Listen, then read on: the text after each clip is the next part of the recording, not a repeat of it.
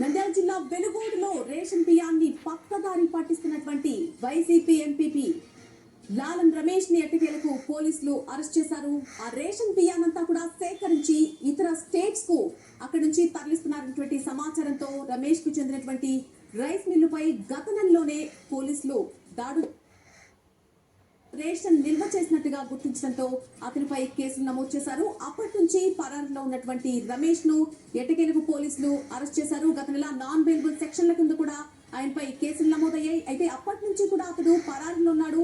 ఎట్టకేలకు ఈ రోజు పోలీసులకు దొరికాడు.